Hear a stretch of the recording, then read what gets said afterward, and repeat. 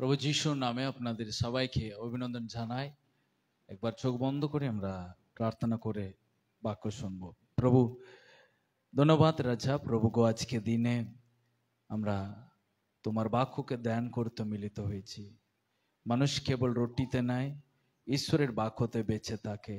প্রভু সে বাক্য আমাদেরকে জীবন দেবে, সে বাক্য আমাদেরকে নতুন পথ দেখাবে, সে বাক্য আমাদেরকে ভালো আর মন্দকে চিনতে সাহায্য করবে, সে বাক্য আমাদেরকে পবিত্র পথে নিয়ে যাবে, সে বাক্য আমাদেরকে প্রভু গো একটা পারপস, একটা উদ্দেশ্য নিয়ে পৃথিবীতে থাকতে সাহায্য করুক। প্রভু যারা মূর্খ, যারা অযোগ্য, তুমি তাদেরকে জ্ঞানবান বানাও, তাদেরকে তুমি যোগ্য সন্তান বানাও। প্রভু তুমি ছাড়া কেউ পারে না। তাই আমরা প্রার্থনা করি তোমার উপস্থিতির মধ্যে দিয়ে আমাদের সঙ্গে তুমি কথা বলো। যিশুর নামে প্রার্থনা চাই, আমেন।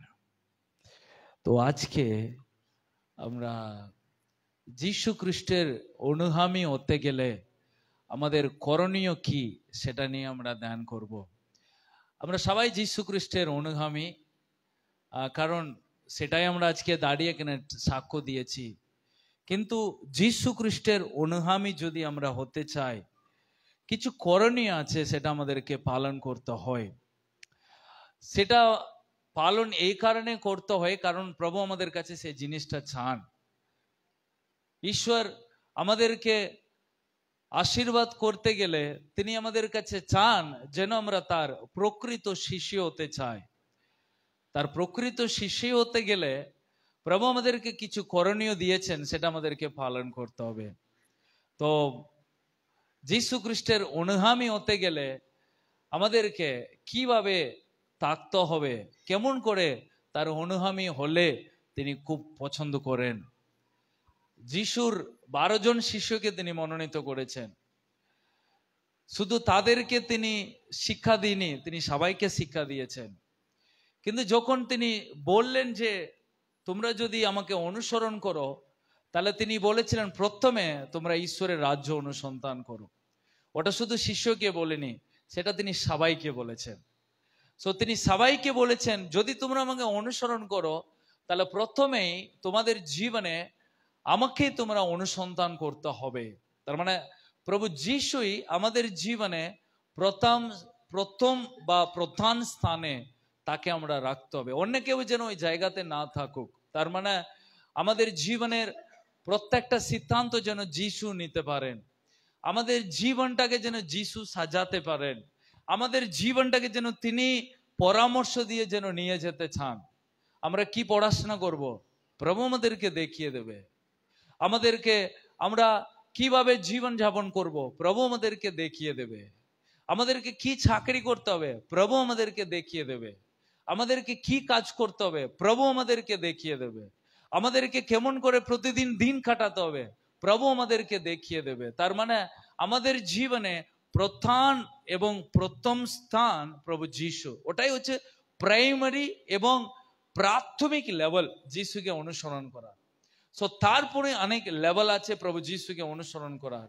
কিন্তু প্রাথমিক জায়গাতেই আমরা যদি আটকে যাই, তাহলে দ্বিতীয় জায়গাতে উঠতে আমাদের অনেক অসুবিধা হয়ে যায়।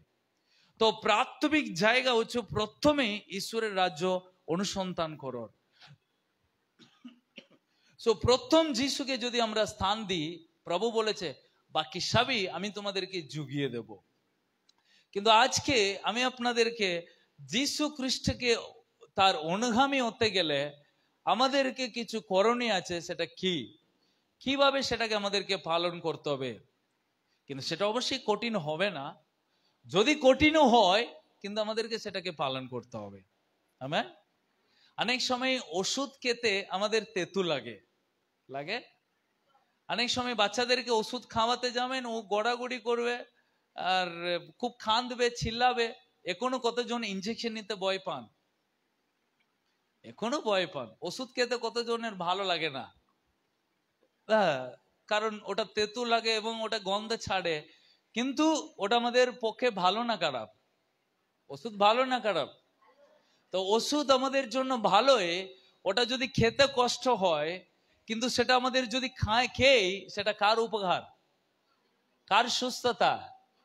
ঠিক তেমনি খ্রিস্টীয় আর অনুগামী হতে গেলে কিছু জিনিস তেতু হলেও সেটা আমাদেরকে করতে হবে, সেটাকে অ্যাভয়েড করা যাবে না। সেটাকে ওষুধ যদি না খেয়ে থাকি তাহলে আমি সুস্থ পাবো না। ঠিক তেমনি ঈশ্বরের অনুগামী হতে গেলেও আমার কিছু করণীয়কে যদি আমি করি, সেটা আমারই উপহার, সেটা আমারই আশীর্বাদ, সেটা আমার জীবনে আমি যেন প্রকৃত ঈশ্বরের সন্তান হতে আমাদেরকে হেল্প করবে। ওকে, তো আমি শুধু শুরু করি যীশু খ্রিস্টের জীবনে একদিন একটা ঘটনা ঘটেছে। যিশুর মা এবং তার ভাইরা যিশুকে ডাকতে এসেছিল। ওটা কোনো কারণে যিশুকে ডাকতে এসেছিল, আমরা জানি না কেন যিশুকে তার মা আর ভাইরা ডাকতে এসেছিল, কিন্তু কোনো কাজ ছিল বা কোনো পরিবারের কোনো বিষয়ে কিছু আলোচনা করার ছিল আমরা কিন্তু জানি না, কিন্তু যিশুকে তার মা আর ভাইরা ডাকতে এসেছে। এবার যিশু তো একটু ব্যস্ত মানুষ, অনেক যোগ তাক প্রচার শোনার জন্য ঘরে বসে আছে। তো যিশু আর মার ভাই বাইরে দাঁড়িয়ে লোককে দিয়ে বলা করেছে যে তোমার মার বাইরে এসেছে, তুমি একবার বাইরে এসো, ওরা তোমার সঙ্গে কিছু কথা বলবে। কিন্তু যিশু তাদেরকে কি উত্তর দিলেন আপনি জানেন? কতজন জানেন? ওকে, একজন জানেন, দুজন। আমরা দেখি মার্ক পুস্তক অধ্যায় 3, কারণ প্রচারের মূল জিনিস ওখানে থেকে আমরা শুরু করব।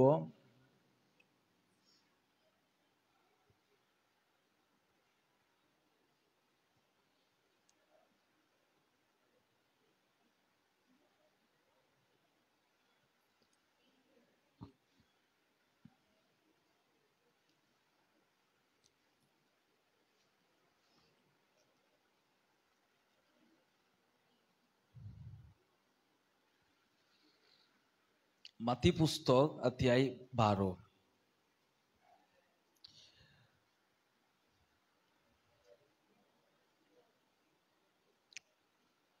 অধ্যায় 12:47।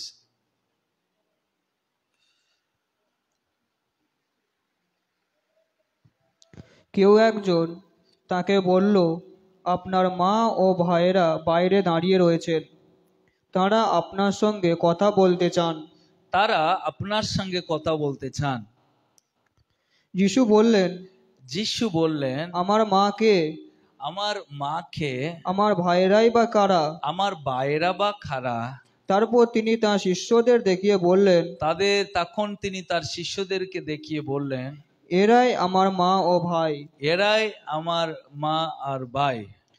যে কেউ আমার স্বর্গস্থ পিতার ইচ্ছা পালন করে, আমার স্বর্গস্থ পিতার ইচ্ছা পালন করে, সেই আমার ভাই, সে আমার ভাই, আমার বোন ও মা, আমার বোন এবং আমার মা। আমি জানি না যিশুর মা এই কথাটা শুনে কেমন করে রেসপন্ড করেছেন। অবশ্যই যিশুর মাকে একটা অপমান করার মতো কথাই যিশু এখানে বলেছেন, কিন্তু যিশু ওইটাকে নিয়ে একটু দুঃখ করেনি। আমার মাকে আমি একটু ছোট করে দিলাম, তারা আমাকে ডাকতে এসেছে, কোনো প্রয়োজন আছে তাদেরকে।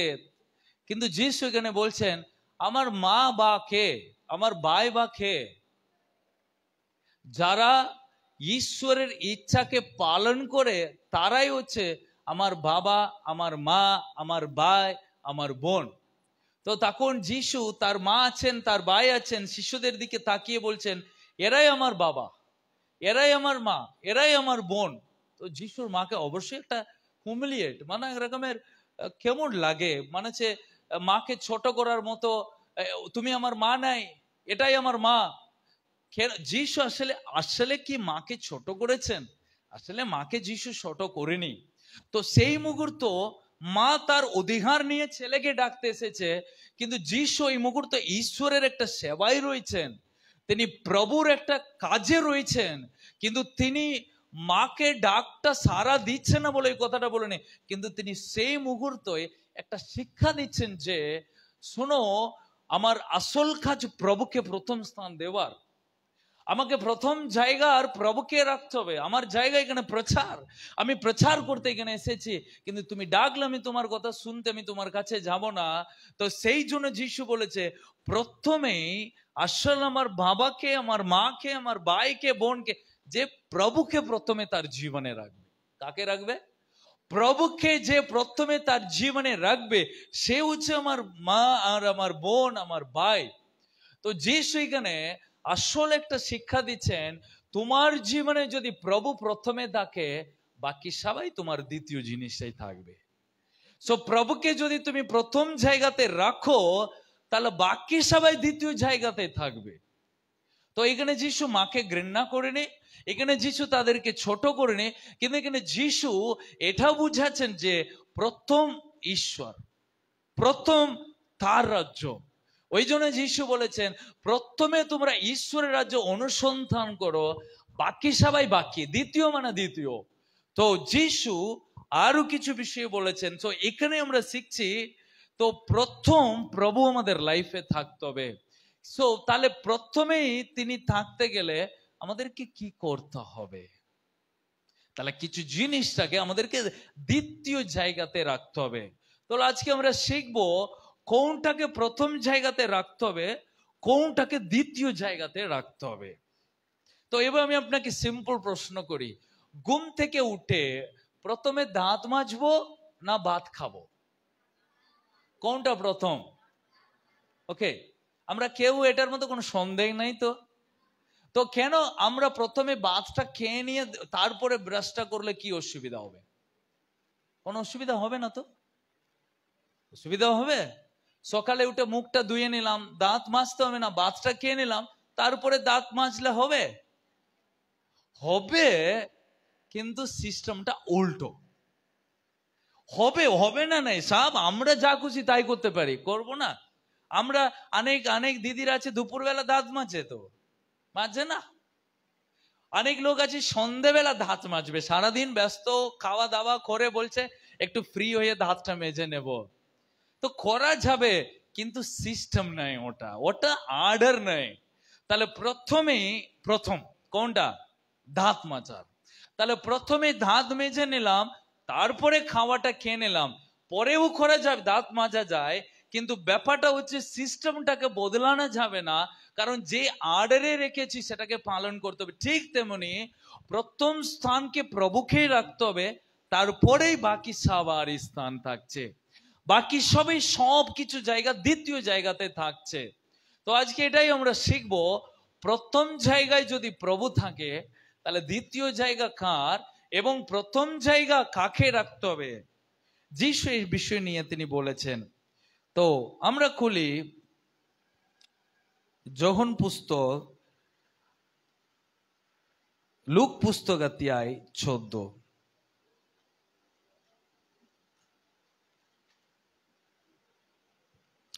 আর লুক পুস্তক অধ্যায় 14:27 পদ। ওকে, আমরা 25 পদ থেকে পড়বো। একদিন বিরাট এক জনতা যিশুর সঙ্গে সঙ্গে যাচ্ছিল। এক বিরাট একটা জনতা যিশুর সঙ্গে সঙ্গে যাচ্ছিলেন। তাদের দিকে ফিরে দাঁড়িয়ে তিনি বললেন, আমার কাছে এসেও যদি কেউ তার বাবা মা ভাই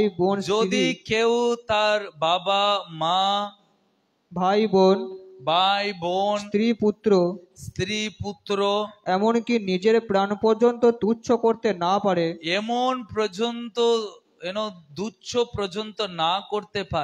তাহলে সে আমার শিষ্য হতে পারবে না। নিজের ক্রুশ বহন করে যে আমার অনুসরণ না করে সেও আমার শিষ্য হবার যোগ্য নয়। ওকে, তো এখানে যিশু শুধু 12 জন শিষ্যদেরকে তিনি শিক্ষা দিইনি, এখানে 25 পদে লেখা আছে যিশুর সঙ্গে বিরাট একটা জনতা যিশুর পিছনে যাচ্ছিল। প্রচুর লোক যিশুর পিছনে যাচ্ছে, অনেক লোক যাচ্ছে, যিশুর শিষ্যরাও যাচ্ছে, অনেক সাধারণ বিশ্বাসীরাও যাচ্ছে। যিশু সবার দিকে তাকিয়েই তিনি এই কথাগুলো বললেন। কি বললেন? যদি কেউ আমার কাছে আসার পরে বাবা মা ছেলে, মেয়ে, ভাই, স্ত্রী এবং কি নিজের জীবনটাকে যদি তুচ্ছ না করো, তাহলে সে আমার কি হতে পারবে না? শিষ্য হতে পারবে না। এ কথাটা বাইবেলে লেখা আছে। এবার এ কথা বাইবেলে লেখা আছে তো? বাইবেল থেকেই বললাম তো, না অন্য কোথায় নিউজ পেপার থেকে বললাম? হ্যালো, কোথায় থেকে বললাম?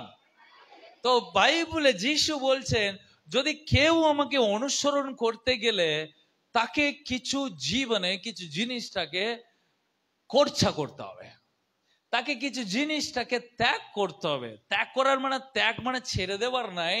এখানে যিশু প্রথম জায়গায়, দ্বিতীয় জায়গায় একটা কোনটাকে প্রথম জায়গাতে রাখতে হবে, কোনটাকে দ্বিতীয় জায়গাতে রাখতে হবে বলে জিনিসটা এই পৃথিবীতে এসে তার জীবনে তিনি আমাদের জীবনটাকে তিনি সাজিয়ে দিয়েছেন।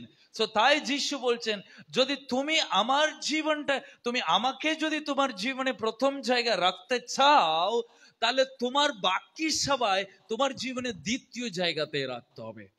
তাহলে প্রথমে যদি প্রভু হো, তাহলে পরিবারের লোক, এই জগৎ তোমার কাছে দ্বিতীয় জায়গাতে থাকতে হবে। সেটা কিন্তু তোমার কাছে প্রথম জায়গাতে রাখতে পারবে না, সেটা কিন্তু তোমার কাছে প্রথম জায়গা হতে পারবে না, সেটা তোমার কাছে দ্বিতীয় জায়গাতে হতে পারবে।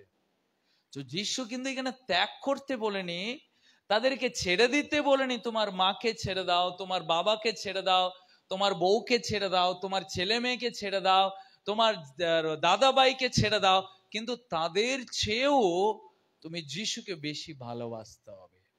তাদের চেয়েও তোমার লাইফে ঈশ্বর কিন্তু মেইন স্থানে তোমাকে থাকতে হবে। এই কথাটা যিশু শুধু শিষ্যদেরকে বলেনি, তিনি সবাইকে তিনি বলেছেন। কাদেরকে বলেছেন? একটা বিরাট জনতা যিশুকে অনুসরণ করেছে, তিনি সবাইকে তিনি বলেছেন। কিন্তু এই পৃথিবী তার উল্টোই আমাদেরকে শিখায়।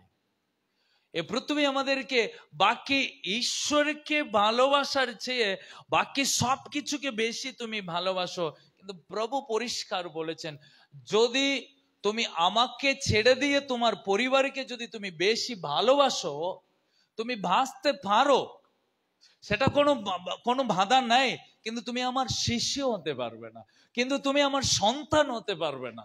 বাস ওখানে ব্যাপার। তার মানে এটা এটা লাইক এরকম, আকাশে তারাও রয়েছে, সূর্যও রয়েছে।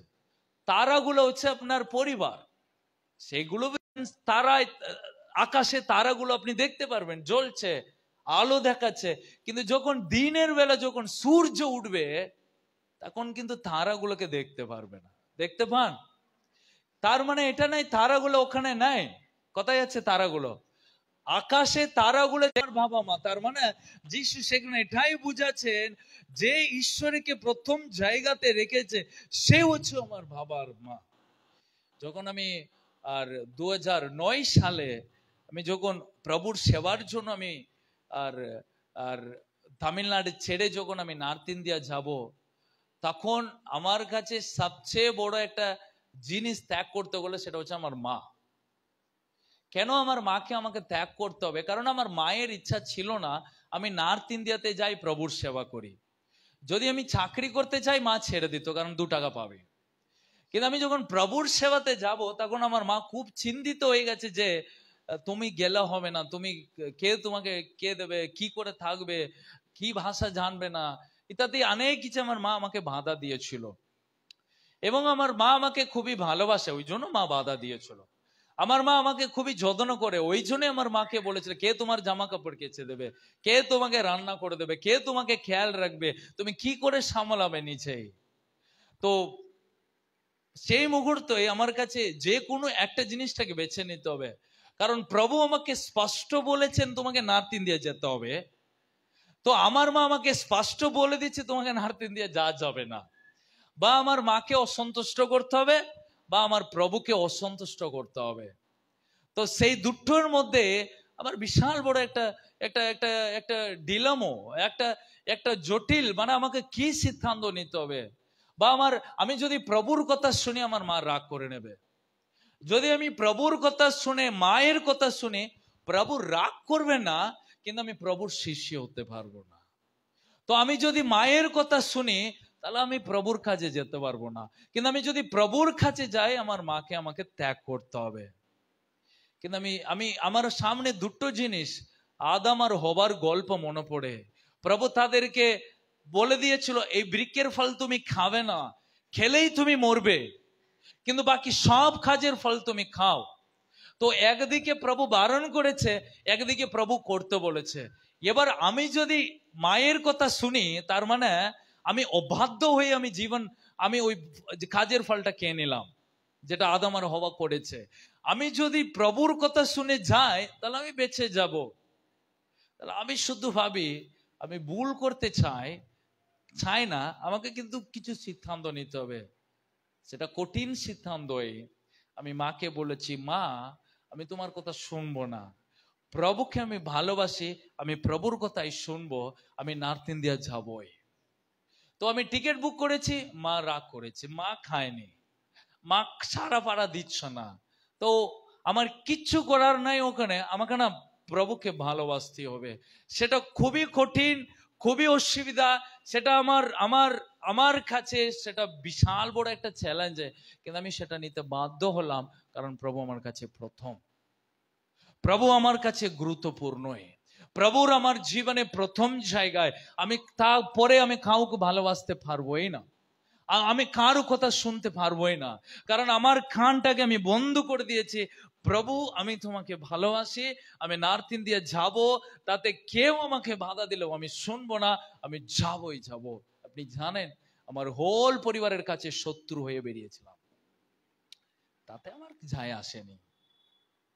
কিন্তু আজ আমি যদি বলি 14 বছর হয়ে গেছে, কখনো আমি ভাবেনি আমি ভুল করেছি, কখনো আমি ভাবেনি আমার মাকে অসন্তুষ্ট করেছি, আমি কখনো ভাবেনি মা চিরদিন আমার উপরে রাগ করে থাকবে, কারণ মা বুঝেছে আমার ছেলে ঈশ্বরের পরিকল্পনায় অনুযায়ী গেছে। প্রিয়, ঠিক আমাদের জীবনে কিছু সিদ্ধান্ত আপনাকে নিতে গেলে, প্রভুকে আপনার জীবনে প্রথম জায়গাতে রাখলে আপনি কোনো কিছুকে আড়াবে না, কোনো কিছুকে আপনি ছেড়ে দেবেন, আপনার লাইফে কোনো কিছু হবে না। কারণ যিশু বলেছে তোমার বাবা, তোমার মা, তোমার ভাই, তোমার বউ, তোমার স্ত্রী এবং কি তোমার ছেলে মেয়েকেও তুমি আমার মতো ভালোবাসতে পারবে না। তুমি আমাকেই ভালোবাসো, সেকেন্ডারি তাদেরকে তুমি ভালোবাসো, বাকি সবাই তারপরে দ্বিতীয় জায়গাতে, প্রথম তুমি আমাকেই ভালোবাসতে হবে। একটা পসেসিভ টাইপ হচ্ছে না এটা? পসেসিভ টাইপ মানে কি জানেন? মানে প্রভুর মুখ থেকে সরালে প্রভু রেগে যাবে। হ্যাঁ, প্রভু একটু জেলাস কার্ড, তিনি একটু না হিংসুটে ঈশ্বরী বলবো আমি। হ্যাঁ, তিনি ছাড়বে না। জোনা যখন প্রভুর আদেশ থেকে বেরিয়ে গেছিল, প্রভু রেগে গেছে, তুমি কেন আমার কাছে থেকে সরে যাবে, মাছ তোমাকে খাবে। কেলো প্রভু একটু হিংসুটি, প্রভুর এটা পছন্দ হবে না। প্রভু আপনাকে চান মানে আপনাকে চাই তিনি। প্রভুর মনটাকে বুঝতে শিখবেন, তিনি আপনাকে চান, তাকে আপনার জীবনে প্রথম জায়গা রাখতে হবে। সে রাখতে গেলে বাকি সবাইকে আপনাকে ত্যাগ করতে হবে, ছেড়ে দিতে হবে, দ্বিতীয় জায়গাতে রাখতে হবে। কিন্তু প্রভু তাদেরকে দেখতে বারণ করেনি, তাদেরকে গুরুত্ব দিতে বারণ করেনি। কিন্তু যখন আমরা ভালোবাসি, প্রভুকে প্রথম রাখতে ভালোবাসতে হবে। কিন্তু যখন আপনি ভালোবাসতে পারবে না, বাইবেলে লেখা আছে আপনি ঈশ্বরের সন্তান হতে পারবে না। Amen, hallelujah, hallelujah, hallelujah, hallelujah. তাহলে প্রভুকে আপনি অনুসরণ করতে গেলে আপনি মনে রাখবেন আপনার পরিবার আপনার কাছে দ্বিতীয় জায়গাতে থাকতে হবে। কি থাকতে হবে? প্রথম প্রভু আপনার কাছে প্রথম জায়গায় থাকতে হবে। ওকে, দ্বিতীয় বিষয় প্রভু বলেছেন 27 পদে, তিনি বলেছেন, কি বলেছেন? নিজের ক্রুশ বহন করে যে আমার অনুসরণ না করে সেও আমার শিষ্য হবার যোগ্য নয়। প্রথমে প্রভু বলেছে তুমি প্রথমে আমাকে বেশি ভালোবাসতে হবে, বাকি সবাইকে তুমি দ্বিতীয় ভালোবাসাটা দিতে হবে। দ্বিতীয় বিষয়ে প্রভু বলেছেন তুমি কি করতে হবে? ক্রুশ বহন করে আমাকে অনুসরণ করতে হবে। কি বহন করতে হবে? ক্রুশ বহন করতে হবে। কি বহন করতে হবে? ক্রুশ বহন করে যেতে হবে। এখানে লেখা আছে আরেকটা জায়গায় যিশু কি বলেছেন, আর লুক পুস্তক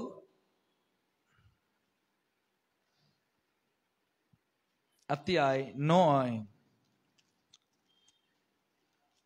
এখানে যিশু কি বলেছেন,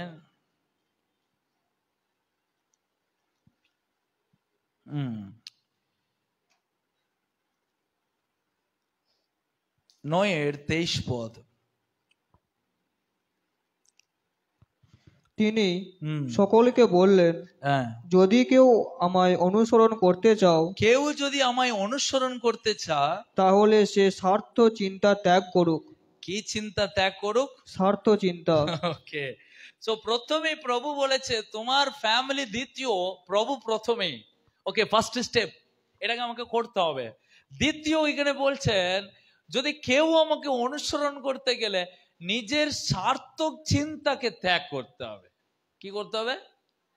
মানে ডাকার উপরে ডাকা। প্রথমে একটা ডাকা যে প্রথমে আমাকে ভালোবাসো, তারপরে তোমার ফ্যামিলি। তো প্রভু এখানে বলেছে এবার তুমি আমাকে যদি অনুসরণ করো, নিজের সার্থক চিন্তাকে তোমাকে কি করতে হবে? ত্যাগ করতে হবে। যদি তুমি ত্যাগ না করতে পারো তাহলে তুমি আমার কি হতে পারবে না। নিজের স্বার্থকের জন্য বেঁচে থাকার মনোভাবনাটাকে না দুচ্ছ করতে হবে। আজকে যত বিশ্বাস এখানে আসছেন, আমরা আমাদের চিন্তায় আমরা বেশি করি। হ্যাঁ আর না? তো হাঁটুর ব্যথা, আজকে আমি চার্চে যাব না, বলবো প্র্যাকটিক্যালি বলি, আজকে আমার হাঁটুর ব্যথা, আমি চার্চে যেতে পারবো না। কেন বলবো না? কেন বলবে না? কেন? ঠিক আছে, এটা হচ্ছে দারুণ উত্তর। তো আমি হাঁটুর ব্যথা, আমি যদি এরকম আমার হাঁটুর ব্যথা, আজকে আমি চার্চে যাব না। কেন?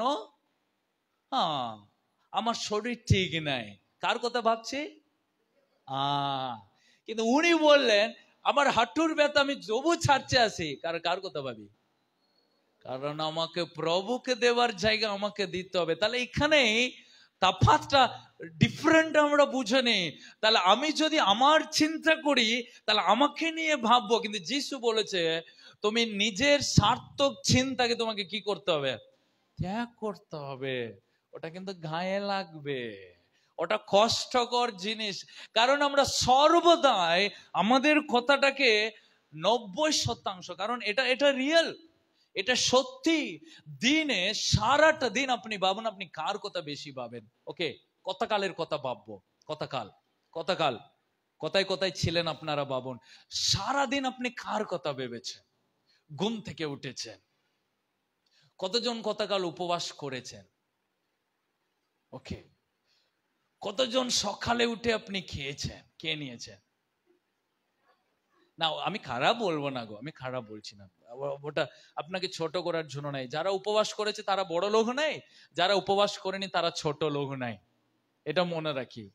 তো কতকালের কথা আমরা ভাবি। ঘুম থেকে উঠেই আমরা কি করেছি? তাড়াতাড়ি আমাকে খেয়ে নিতে হবে, ওকে তাড়াতাড়ি আমাকে আর এইগুলো রান্না করে নিতে হবে, তাড়াতাড়ি আমাকে ওই জায়গাতে যেতে হবে, তাড়াতাড়ি আমাকে এই টাকাগুলো ব্যবস্থা করতে হবে, তাড়াতাড়ি। কতকাল সারাদিন আপনি ভাবুন, শনিবার দিন আপনি কার চিন্তা বেশি করেছেন? 90% লোক নিজের চিন্তাই করেছে, নিজের চিন্তাই করেছে, নিজের ভাবনা, নিজেকে নিয়েই ভাবনা করেছে। কিন্তু কতজন ভেবেছে আজকে আমাকে 2 ঘন্টা বাইবেল পড়তেই হবে।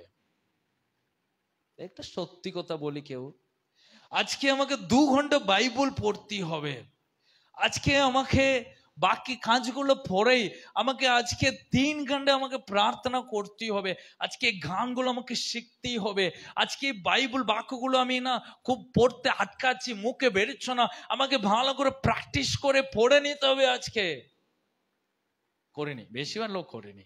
কেন? কারণ আমরা আমাদের সার্থক চিন্তা বেশি ভেবেছি। ওকে, ওরা কালকের দিন, তাহলে গোটা সপ্তাহের কথা ভাবুন।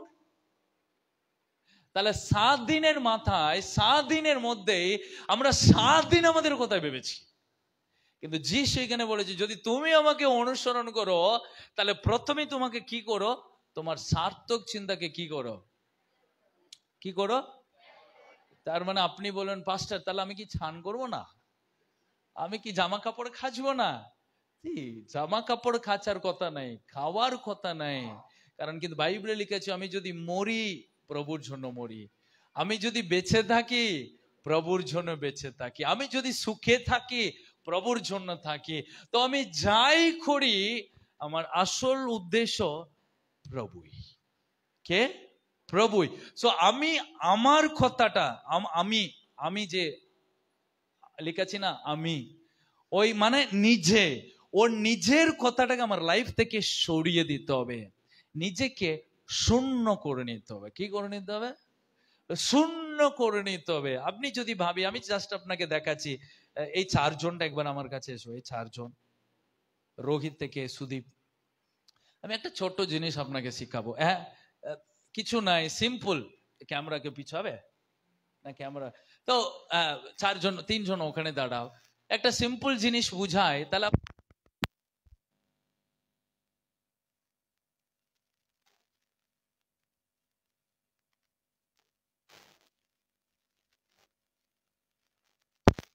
তাকাও। এটা আপনার ধন সম্পত্তি। কে এটা? এটাই আপনার, এটা আপনার টাকা পয়সা, ব্যাংক ব্যালেন্স, গয়না, এটাই আপনার কাছে সব কিছু। এটা আপনার, এটার জন্য আপনি বেঁচে আছেন। Very good. তো এটা হচ্ছে আপনার শিক্ষা, আপনার এডুকেশন, পড়াশোনা। আপনি কত পড়েছেন, কত শিখেছেন, কত জ্ঞান, আপনি কত বুদ্ধি একদিকে। হ্যাঁ, এটা হচ্ছে আপনার ধন সম্পত্তি।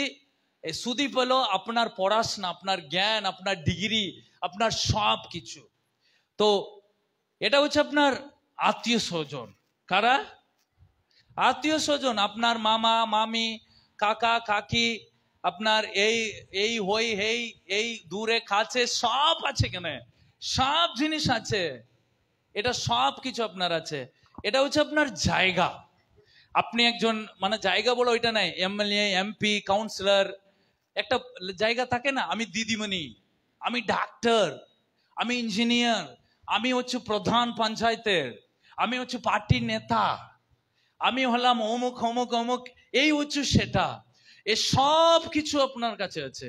আপনার কাছে ধন সম্পত্তি আছে, আপনার কাছে আর পড়াশোনা রয়েছে, শিক্ষা রয়েছে, আপনার কাছে আত্মীয় স্বজন আছে, আপনার কাছে সবই আছে, সব কিছু আছে। তার কিছু জোর করি না, আসুন ইনাকেও জোর করে।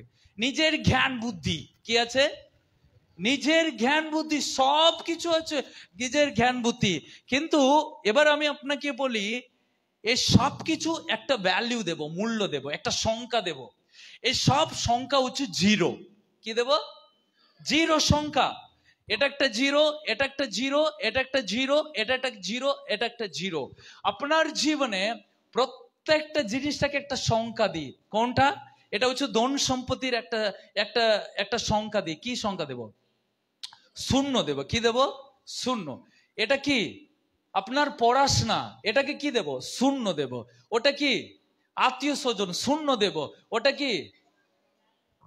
একটা জায়গা, পজিশন, আপনার মহিমার জায়গা, ওটা কি? আপনার জ্ঞান বুদ্ধি, এ সব কিছু। এবার আমি আপনাকে দেখাবো যিশু। এখানে যিশু আছে? এখানে যিশু নাই। এবার আমি এই সব শূন্য, যিশু যদি আপনার জীবনে যদি না থাকে, আপনার জীবনে যিশু ছাড়া এ সব যদি থাকে, কিন্তু ফলাফল কি? কি কি? সবই শূন্য, ফলাফল শূন্য। এবার আমি যখনই ওই সব শূন্যর আগে যদি আমি এক বসাই, যদি সংখ্যা একটাকে এখানে না যদি বসি, তখন এটাকে কি হয়ে যাচ্ছে? এসব কি হচ্ছে? আমি এক, সংখ্যা এক, বাকি সব শূন্য। এবার এটা কত? যা অঙ্কটা খাচ্ছা বুঝতে পারছি। এটা কত? 1 10 100 1000 10,000 1 লক্ষ গো। আমি বুঝতে পারছি এটা কত। এবার আমি যদি সরে যাই, এটা কি? সো যিশু যদি এখানে চলে এলে, যিশু চলে এলে যিশু যদি না থাকে, এখানে আপনি এক লক্ষ বলতে পারবেন না। কেন? ওখানে নাম্বার নাই। তার মানে আপনি বলুন, যিশু যদি একজনের সঙ্গে থাকলেও এটা একটা মূল্য আছে, এটা দাস। যিশু আপনার জীবনে কিছু নাই, নাই আপনার জীবনে পড়াশোনা, নাই আপনার জীবনে আত্মীয় স্বজন, কিন্তু আপনার জীবনে আপনার জ্ঞান আছে, কিন্তু যিশু আপনার সঙ্গে থাকলে আপনার জীবনে ভ্যালু আছে, দাস। আপনার জীবনে শিক্ষা নাই, কিন্তু দুটো আছে আপনার জীবনে, কত? 100। তার মানে যিশু আপনার জীবনে থাকলে আপনার জীবনে প্রত্যেকটা জায়গায় মূল্য আছে। আপনার দরকার নেই সবাই থাকতে হবে, কিন্তু এবার আপনার জীবনে সবাই আছে কিন্তু এক নাই, কি? শূন্য। কিন্তু আপনার জীবনে যিশু আছে, সবাই নাই, শুধু একটা আছে আপনার জীবনে, মূল্য। এটা এখানে ভ্যালু আছে যে আমাদের জীবনে যতই থাকুক, কিন্তু যিশু যদি না থাকে, বাস। ধন্যবাদ, বসো। এটা একটা সাধারণ উদাহরণ আমাদের জীবনে। আমরা যখন নিজেকে কথা ভাবি, নিজেই আমি আমি আমি, তাহলে আমরা ভাবতে হবে এটা কি? এটা শূন্যই। কিন্তু যখন আপনার জীবনটাকে যিশুকে যোগ করবেন, যিশু এক কিছু নাই, কিন্তু একের সঙ্গে যত শূন্য যোগ করবেন তত তার ভ্যালু বাড়বে, তার মূল্য বাড়বে। ওটা 10 হতে পারে, কিন্তু 100 হতে পারে, ওটা 1000 হতে পারে, কিন্তু সেটা কোটি কোটি মিলিয়ন বিলিয়ন হয়ে যাবে। কিন্তু যিশু যদি, আজকে বেশিরভাগ পরিবার জীবনে এটাই সমস্যা, এটাই প্রবলেম, এটাই অসুবিধা, এটাই কারণ। ওই জন্য যিশু বলেছিলেন, হে তুমি গোটা পৃথিবীকে আদায় করলে কিন্তু নিজের জীবনটাকে হারালে তোমার কি কি লাভ? তুমি সব কিছু করলে কিন্তু তোমার জীবনে উদ্ধারকর্তা নাই, তাহলে তোমার জীবনে মূল্য আছে? আজকে আপনি রোজগার করছেন, আজকে আপনি চাষ করছেন, কিন্তু আপনি ভাবেন যদি যিশু আপনার জীবনে যদি না থাকে, আপনার জীবনে সব কিছু কি হবে জানেন? সবই ব্যর্থই হবে। আপনি ইভেন জানবেন ওই টাকা নিয়ে আপনি কি করবেন, বুঝতে পারবেন না। আপনার কাছে জ্ঞান বুদ্ধি অনেক ট্যালেন্ট আছে, কিন্তু আপনি বুঝতে পারবেন না কি করবো এই ট্যালেন্ট নিয়ে, কি করবো এই বুদ্ধি নিয়ে, কোথায় কাজে লাগাবো, কোথায় ব্যবহার করব, কে আমাকে ইউজ করবে আমার জ্ঞান আর বুদ্ধি। কিন্তু যিশু না থাকার কারণে আপনার জ্ঞান, আপনার বুদ্ধি, আপনার টাকা, আপনার পয়সা, আপনার আত্মীয় স্বজন সবই আপনার কাছে জিরো। কিন্তু যিশু যদি থাকে, সবকিছু মূল্য। তার জন্য কি করতে হবে জানেন? নিজের সার্থক চিন্তাকে কি করতে হবে? নিজের সার্থক চিন্তাকে আপনি দূর করতে গেলে কি করে সম্ভব? নিজেকে শূন্য বানাও। কি বানান? তাহলে নিজেকে শূন্য বানাতে গেলে আপনি এই বাকি জিনিসের পিছনে ছুটবে না। বাকি জিনিসটা আপনার জীবনে প্রথম জায়গাটাকে ধরার চেষ্টা করা দরকার নাই। আপনাকে আসল প্রভু, স্বর্গে যেমন তোমার ইচ্ছা, এই পৃথিবীতেও তোমার ইচ্ছা পূর্ণ হোক। বাস, সিম্পল প্রার্থনা। প্রভু, স্বর্গে আমাকে নিয়ে তোমার ভাবনা চিন্তা এই পৃথিবীতে আমার লাইফে তুমি পূর্ণ করো। নিজেকে তুচ্ছ করে বাইবেল বলছে নিজের ক্রুশ বহন করতে হবে। কি বহন করতে হবে? হ্যাঁ, এবার আর একটা জিনিস, প্রথমে প্রভু বলেছে তোমার ফ্যামিলি দ্বিতীয় জায়গায়, প্রথম আমার জায়গায়, আমাকে দাও। দ্বিতীয় বলছে নিজেকে তুচ্ছ করো, সার্থক চিন্তাকে ত্যাগ করো। তৃতীয় বিষয়, ক্রুশ বহন করে আমাকে অনুসরণ করো। কি বহন করো? ওকে, এটা দ্বিতীয় জিনিস। ক্রুশ বহন করতে হবে। কবে বহন করতে হবে? প্রতিটি দিন লেখা আছে, প্রতিদিন ক্রুশ বহন করে আমাকে অনুসরণ করো। Hallelujah, hallelujah. সো যিশু বলেছেন প্রতিটি দিন তুমি ক্রুশ বহন করে আমার অনুসরণ করো। ক্রুশ বহন করার মানে কি? গুড ফ্রাইডেতে দেখবেন অনেক মণ্ডলীতে কেউ কাঠের ক্রুশ কাঁধে নিয়ে রাস্তায় হাঁটবে, কেউ তাকে মানে অনেক রকমের উলট পালট কথা বলবে। ওই ক্রুশটাকে বহন করে করে যাবে মণ্ডলীর লোকগুলো। ওইটাকে ক্রুশ বহন করার, ওটা তো একদিন, ওটা গুড ফ্রাইডেতে হয়। কিন্তু প্রভু বলেছে প্রতিটি দিন ক্রুশ বহন করো। প্রতিদিন, এভরিডে, প্রতিদিন ক্রুশটাকে বহন করে যদি না যাও, তুমি আমার শিষ্য নাই। কি ওটা প্রতিদিন?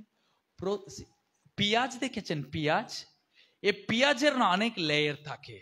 আপনি যখন পেঁয়াজের একটা কুলাকে ছাড়াবেন আরেকটা বেরবে না? তো ওইটাকে যখন ছাড়াবেন আরেকটা, তো যত ছাড়াবেন তত কুলা বেরবে। তো প্রত্যেকটা দিন নিজেকে শূন্য করতে হবে। তো আজকে আমার শূন্য করব, কালকে আরেকটা লেয়ার বেরবে, আরেকটা আমার নিজের সার্থকের চিন্তা বেরবে, সেটাকেও খুলে ফেলতে হবে। তো তৃতীয় দিন আরেকটা সার্থকের চিন্তা, ওটাকেও খুলে ফেলতে হবে। পেঁয়াজের মতোই আমাদের মনোভাবনাকে, সার্থক চিন্তাকে প্রতিদিন ছাড়াতে হবে। যতক্ষণ লেয়ার বন্ধ হচ্ছে, লেয়ার বন্ধ হবে না পেঁয়াজ, শেষ পর্যন্ত কিছু না কিছু, ঠিক প্রত্যেকটি দিন আপনার জীবনটাকে কিছু না কিছু আপনাকে শূন্য বানাবার চেষ্টা করতে হবে। না দিদি বললো না, প্রত্যেক দিন সপ্তাহে আমার মেয়েকে এসে ফুল ফল বাতাসে এসে খাই দিয়ে যাবে, কত কষ্ট। আমার মেয়েকে আমি যিশুর কাছে রাখতে চাইছি, কিন্তু ও অন্য কোথায় নিয়ে যেতে চাইছে। মায়ের ইচ্ছা একটা, আর মায়ের ওনার ঠাকুমার ইচ্ছা একটাই। তাহলে একটা লড়াই প্রভুর সাথে। প্রভু আমি তোমার কথা শুনবো না ওর কথা শুনবো? তাহলে ওর কথা শুনতে গেলে তাহলে প্রভুর দৃষ্টিতে খারাপ হইব, কিন্তু আমি প্রভুর কথা শুনতে হলে ওর দৃষ্টিতে আমি খারাপ হব। আমাকে খারাপই বলবে, আমাকে সহ্য করে নিতে হবে। কি করতে হবে? আমাকে যখন লজ্জায় ফেলবে শত্রু, আমাকে, ওটা ক্রুশ আমার। কি ওটা? যিশু যখন ক্রুশ বহন করে যাচ্ছেন, লোক সবাই থুতু ফেলল তার গায়ে। যিশু প্রতিবাদ করলেন, কেন রে আমার গায়ে থুতু ফেলছো? আমি ঈশ্বরের পুত্র, প্রভু আমাকে স্বর্গ থেকে পাঠিয়েছে, তুমি আমার গায়ে থুতু ফেলছো? ছি, আমি জানো আমি কত সুন্দর জায়গাতে স্বর্গে ছিলাম, স্বর্গদূত আমাকে সেবা করত, স্বর্গদূত আমাকে প্রণাম করত, মানুষের মুখের থুতু আমার গায়ে ফেলছো? ছি, মুছিয়ে দেওয়ার লোক নাই। যিশুর জল তেষ্টা পেয়েছে, জল দেওয়ার লোক নাই।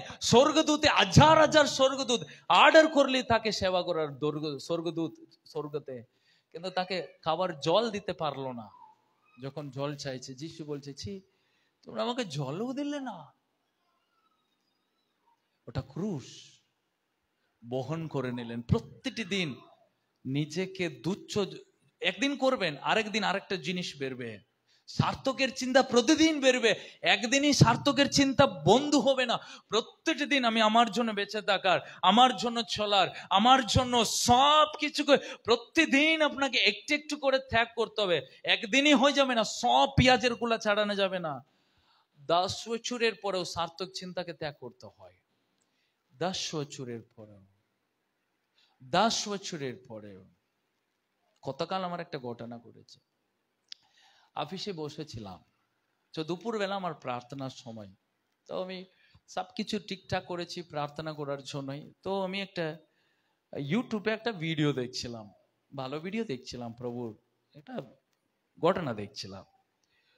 তো আমার মন অনেক গুণ ধরে বলছে যে তুমি প্রার্থনা করো, প্রার্থনা করো, প্রার্থনা করো, কিন্তু আমি বলছে সব দরজা বন্ধ করেছি, সব ঠিকঠাক, গিটার রেডি করেছি, এবার প্রার্থনায় নামবো। কিন্তু এই ভিডিওটা আমি খুব দেখছিলাম, খারাপ ছিল না, ভালোই প্রভুর ভিডিও, ঠিক আছে প্রার্থনা তো করবো, একটু ভিডিওটা কিছুক্ষণ দেখিয়ে নি। তো হঠাৎ করে আমার মনের একটা আওয়াজ, আমি তোমার জন্য বসে আছি, তুমি আমাকে একটু গুরুত্ব দিলে না? তোমার চিন্তা তোমার কাছে অতটাই গুরুত্বপূর্ণ যে আমি তোমার জন্য বসে আছি, তুমি তোমার মোবাইলে তুমি ব্যস্ত। আমি পাট করে চোখ খুলে তাকাচ্ছি, রুমে কে বসে আছে? কেউ নাই রুমে। কেন? আমি প্রার্থনা করব বলে ঠিক করেছি, কিন্তু ওই মুহূর্তে একটা প্রভুর নোটিফিকেশন এসেছে বলে আমি দেখছিলাম, সেটাও খারাপ হয়ে গেছে। তখন আমি বুঝেছি, হ্যাঁ প্রভু, অনেক সময় প্রভুর জিনিসটাই দেখি, কিন্তু আসল প্রভুর পছন্দ জিনিস নাই। কারণ তুমি চাও যেন আমি তোমার কাছে বসে প্রার্থনা করি, তোমার সঙ্গে কথা বলি। প্রভু চান না তুমি মোবাইলের সঙ্গে কথা বলতে, প্রভু চান না এখানে তুমি আনন্দ করতে, প্রভু চান ওই হাঁটু পেতে ওখানে বসে তোমার মন খুলে, তোমার হৃদয় খুলে তোমার মনটাকে তার কাছে দাও। সেটাই প্রভু চান।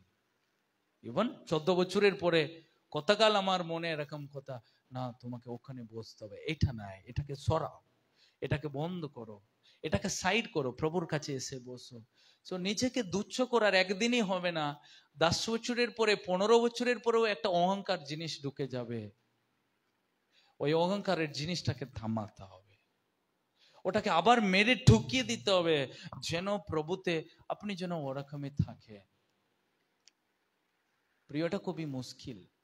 আপনি যখন একটা জায়গাতে আসবেন তখন আপনাকে একটা ঠিক জায়গাতে রাখার, আপনি একটা সাধারণ জায়গাতে থাকবেন, আপনি নিজেকে সামলে নেবেন, কিন্তু একটা উচ্চ জায়গাতে আসবেন তখন আপনার ভিতরে অহংকার ঢুকবে।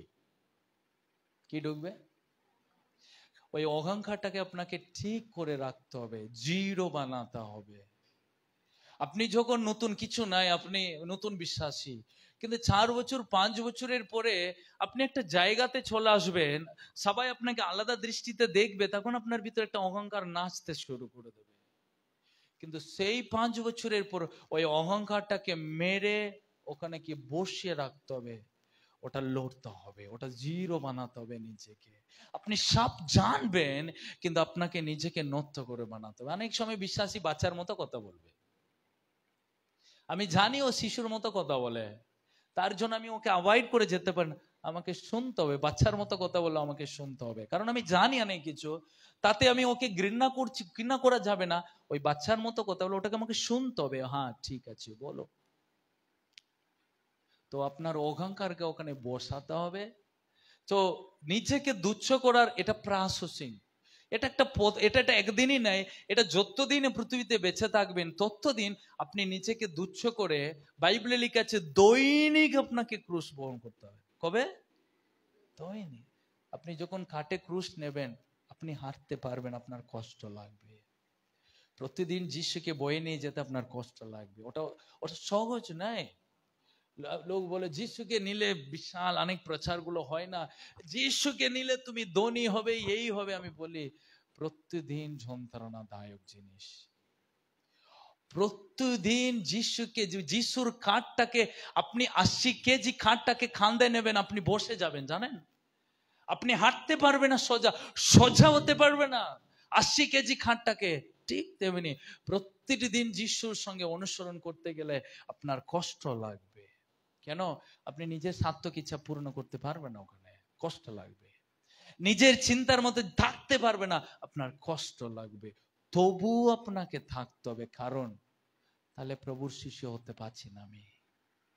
আমাকে কোনো প্রকারে প্রভুর সন্তান হওয়ার জন্য আমার 100% আমাকে এফর্ট দিয়ে পরিশ্রম করে থাকতে হবে, যেন প্রভু আমি যেন অযোগ্য না যাই তোমার, প্রভু তোমার অযোগ্য যেন না হয়ে পড়ি। তাই প্রিয়, 3টা প্রধান জিনিস। নাম্বার 1, যদি প্রভু যিশুর কাছে এসে বাবা মা ভাই বোন স্ত্রী ছেলে মেয়েকে যদি আমার চেয়ে বেশি ভালোবাসলে সে আমার সন্তান হতে পারবে না। তাদেরকে আমরা ভালোবাসবই, কিন্তু প্রথম বেশি যা কাকে? যিশুকে। ওই জায়গা কারও নাই, ইভেন ওটা মেয়েদেরও নাই, মেয়েদের জন্য ওটা রাখা যাবে না। কারণ আমার মেয়ে আছে, আমি বলতে হবে আমাকে। আপনি কাকে বেশি ভালোবাসবেন? প্রভুকে ভালোবাসতে হবে। দ্বিতীয় জিনিস, নিজেকে তুচ্ছ করতে হবে। কি করতে হবে? শূন্য বানাতে হবে, শূন্য বানাতে হবে। দৈনিক জীবনে এটা সম্ভব। প্রভু যদি বারণ করে ওই জায়গাতে যেও না, যাবে না। প্রভু যদি বারণ করে ওখানে দুর্ঘটনা আছে, প্রভুর কথা শুনবেন। প্রভু যদি বলে এটা করো না, ওটা করো না। ওর সঙ্গে জড়িয়ে থাকবে না, ওর বন্ধুর সঙ্গে মিশবে না, তোমার চিন্তা খারাপ করে দেবে, ওর কাছে গিয়ে বসবে না। শুনুন, প্রভু চাইছে ওটা করতে হবে, মানে ওটা করবো, ওটা দরকার। ওটা খেলো না, ওটা করো না, ওই মোবাইল ঘাঁটবে না, ওই গেম খেলবে না, ওর সঙ্গে মিশবে না, ওই জিনিসগুলো দেখবে না, শুনবেন। একটা সময় পর্যন্ত প্রভু বলবে, সময়ের পর্যন্ত প্রভু বলবে না। বাড়িতে অনেক সময় ছেলে কথা মা 2বার বলবে, 3বার বলবে, 4বার মা যা করবি কর, ছেড়ে দেয়। প্রভু কিছু মুহূর্ত পর্যন্ত বলবে, তারপর প্রভু ছেড়ে দেবে, প্রভু আর বলবে না। তো প্রভু বলবে না মানে এটা নাই প্রভু হাল ছেড়ে দে, হারানো পুত্রের মতো গিয়ে মার খেয়ে আসবে, আবার ছুটে আসবে। তো প্রভু যদি বলে আমরা শুনবো, নিজেকে তুচ্ছ করবে, শূন্য বানাবো। 3 নম্বর জিনিস, ক্রুশ বহন করব, অবমানিত সহ্য করব, অবমান সহ্য করব। লোক ঘৃণা করলে আমরা মারতে যেতে হবে না, প্রতিবাদ করতে হবে না, কিন্তু নিজেকে সমর্পণ করুন। প্রিয়, আমরা হব ঈশ্বরের প্রকৃত আলো। কারা হব আমরা? হালেলুয়া। অনেক সময় রাস্তায় যেখানে উলঙ্গ সাধুজি গুলো হাঁটে, কেন হাঁটে জানেন? ওরা নাকি পৃথিবীকে ত্যাগ করে দিয়েছে, পৃথিবীকে ত্যাগ করেছে বলে উলঙ্গ সাধুজি ওরা। আমি বলবো, জামা কাপড় খুলে দেখাতে হবে না তুমি সব ত্যাগ করে দিয়েছো। জামা কাপড় খুলে দেখাতে হবে না তুমি সব ত্যাগ করেছো। গেরুয়া কাপড় পরে, মালা ফালা পরে দেখাতে হবে না তুমি সব ত্যাগ করেছো। তুমি সংসার করে দেখাও তুমি সব ত্যাগ করেছো। ওটাই হচ্ছে আসল জীবন। ওটা কেউ দিতে পারবে না যিশু ছাড়া। Amen, hallelujah. সো যিশু ছেড়ে দিয়ে জঙ্গলে যেতে বলেনি, এ সমাজে থাকবে, এ সব করবে, কিন্তু তোমার লাইফে আমি থাকবো। হালেলুয়া। সো তাই 3টা বিষয় খুবই গুরুত্বপূর্ণ বিষয়। যিশুকে প্রথম ভালোবাসার জায়গাতে রাখুন, নিজের সার্থক চিন্তাকে ত্যাগ করুন, ক্রুশ বহন করুন, প্রভুর সন্তান হব। চোখ বন্ধ করি। স্বর্গীয় পিতা, তুমি আমাদেরকে সাহায্য করো যেন আমরা তোমার প্রকৃত সন্তান হতে পারি। প্রভু, তুমি আমাদেরকে শিখাও আমরা কিভাবে সার্থকের চিন্তাকে ত্যাগ করতে পারি। তুমি আমাদেরকে শিখাও প্রভু কিভাবে প্রথম তোমাকে আমরা ভালোবাসতে পারি। প্রভু, তুমি আমাদেরকে শিখাও কিভাবে প্রতিদিন আমরা ক্রুশ বহন করতে পারি। ওটা কষ্টকর রাজা প্রভু, ওটা যন্ত্রণাদায়ক জিনিস, তবু আমরা করতে রাজি, কারণ তুমি আমাদের কাছে চাইছো। প্রভু, সেটা আমরা করব কারণ তুমি আমাদের সাহায্য, আমরা সেটা করতে পারবো কারণ তুমি আমাদের সহবর্তী হবে। যিশু, তুমি আমাদেরকে জ্ঞান, তুমি আমাদেরকে প্রজ্ঞা, তুমি আমাদেরকে শক্তি দাও। সকল বিশ্বাসীকে প্রভু এই বিষয়টা বুঝতে তাদেরকে শক্তি, বোধ শক্তি তুমি দাও। যিশু, তোমার পবিত্র নামে এ প্রার্থনা আমরা চাই। আমেন।